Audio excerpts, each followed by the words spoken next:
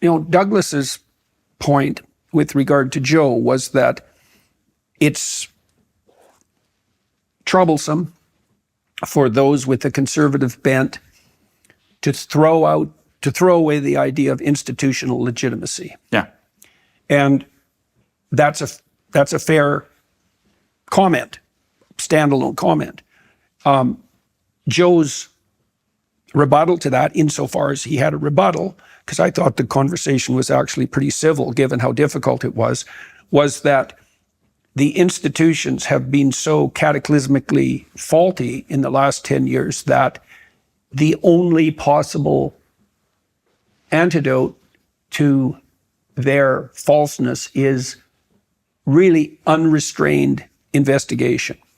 And Joe's been a master of unrestrained investigation, obviously, because he's allowed his interest to take him wherever it goes, which allied with a certain amount of conscience is a pretty good orienting function as far as I'm concerned.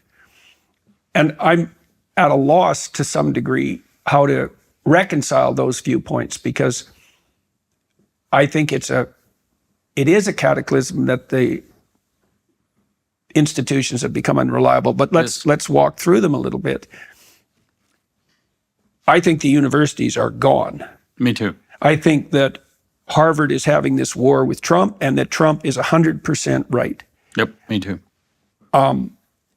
The president of Harvard, in my understanding, said to the Trump administration that it was unfair to punish the researchers by withholding their research funds.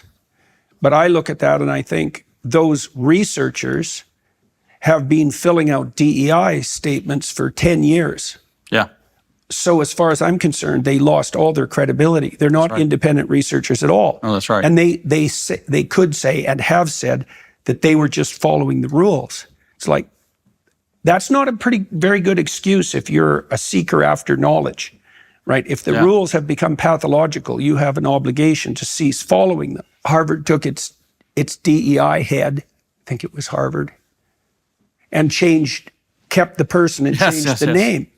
Well, all the universities are going to do that. Yeah, that's right. Why wouldn't they? And it's just fundamentally deceitful. More deceitful even, right? It's another form of mimicry. And I guess that's another thing we could point out about the psychopathic 5% is that they're masters of camouflage. What a psychopath does is mimic competence, right? That's right. And usually they can't get away with it not for long, because they don't create, they destroy, and eventually that evidence accrues, and then they have to leave and find another host, so to speak. Right. Now online, that's a snap, right? Because you can just switch Exactly. You can just switch your identity and, that's right. and you've solved the problem, or you can multiply it beyond. And then there's a bot problem online too. A tremendous bot problem. Yeah. We've tracked some of that. And for some of these discussions about the woke right, 30% of the comments are bots. Yeah, right. So that means we're automating the psychopathy. Like I've thought for a long time, and I do think this may be the case, that virtualization enables psychopathy.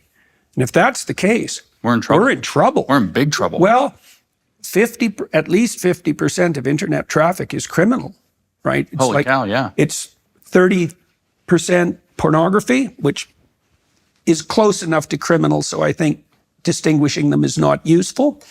And then, like, old people are just scammed nonstop. Right. Nonstop. Right. And there's no policing, and there can't be, because you can hide so effectively. Right.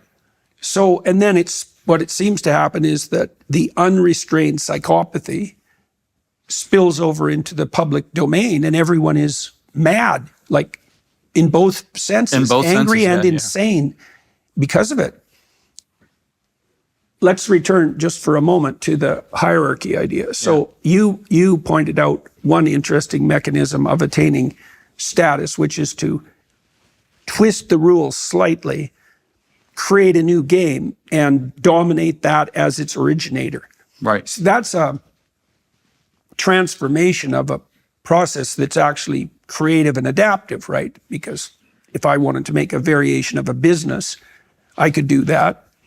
And then if I served my customers well and so forth, I could climb to the top of that new business niche and succeed. This is the parasitical equivalent to that. Yeah. Right? It's to what? To generate a version that does nothing but attract unwarranted attention. That would be the narcissistic spin. And to use any means whatsoever to attract that attention. While directing blame to the parent structure. I think that's very important. So, for example, with Karl Marx, he phrased his vision of communism wasn't the crude communism that was experimented with by Gracchus Babeuf in the French Revolution. It was a transcendent communism. And I use that word because he doesn't call it transcendent communism. He calls it communism. But what he says, his exact wording for it is that it's communism as the positive transcendence of private property as human self-estrangement, and thus a complete return of man to his true nature as a human or social being. Right.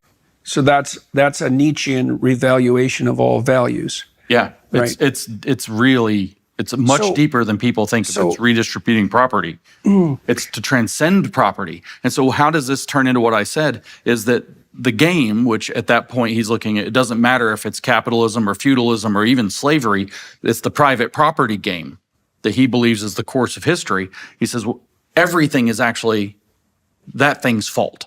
And people who play that game are the people who are the problem. And that's how he recruits. He finds people who are losing within that game, who are being injured by that game, and says, you know what? It's not you. It's the whole bloody game. Come over here. We've got a different game. But the trick is, who's at the top of that game? With Karl Marx, it was Karl Marx. It wasn't the people ever. If you read it, so what's Communist Manifesto?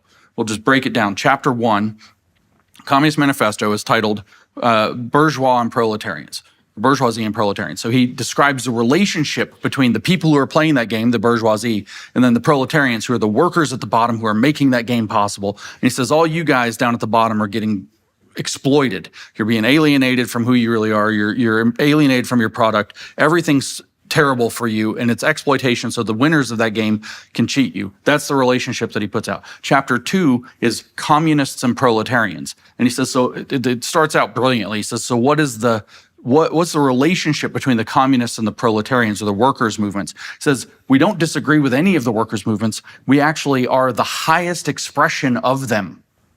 So we take their vision and put theory behind it and take it to a higher level of understanding, and we're going to bring all you guys with. And so naturally, what's going to happen? So let's say he agitates the proletarians to revolt.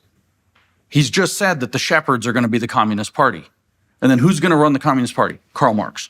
Yes. So it's a whole thing is a giant scam to blame the existing system, to agitate a large group of people who aren't winning within that system, to get them to switch games with him at the very peak.